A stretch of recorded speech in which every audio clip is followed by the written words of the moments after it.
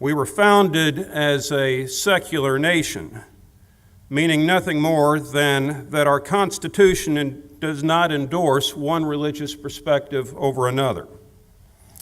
As President Obama recently observed, however, there is a sort of secular liturgy in America, a set of fundamental values that bind us together as a nation, values that make us American. The most foundational of these values is our commitment to being a place where people are free to think for themselves and free to share their thoughts with others. This commitment is essential to our democracy, a form of government which our founders envisioned at its best as a competition among ideas. I've picked this topic for today for a particular reason.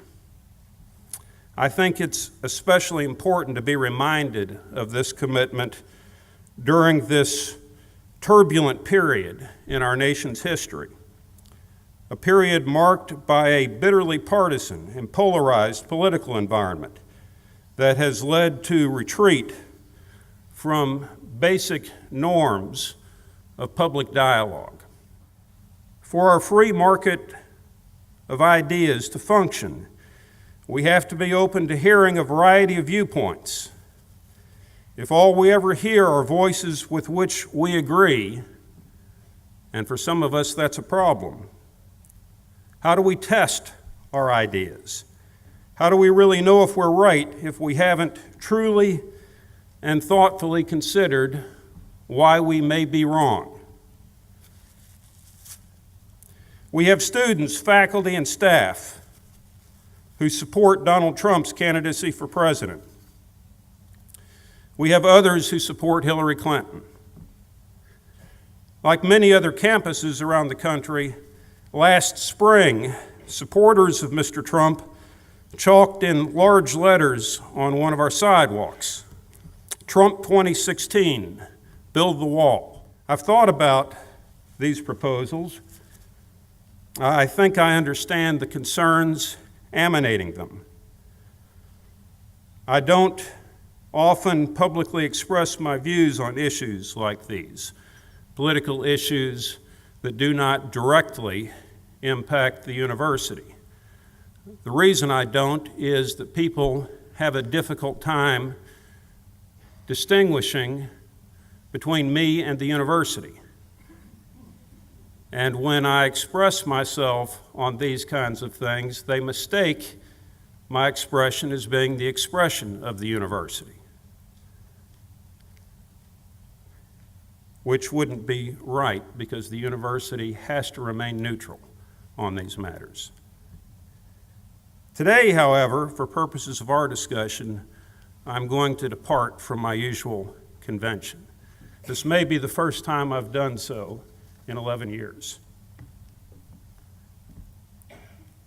And I'm doing it for purposes of illustration. I think Mr. Trump's immigration proposals are bad ideas. I think they would tend to alienate more than 1.6 billion Muslims around the world who are essential allies in our shared struggle against ISIS terrorists posing as Sunni ultra-fundamentalists.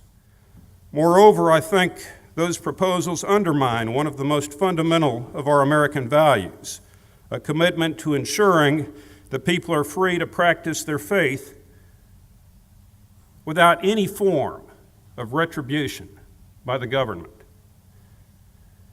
The proposals may even be illegal under the Establishment Clause of the First Amendment.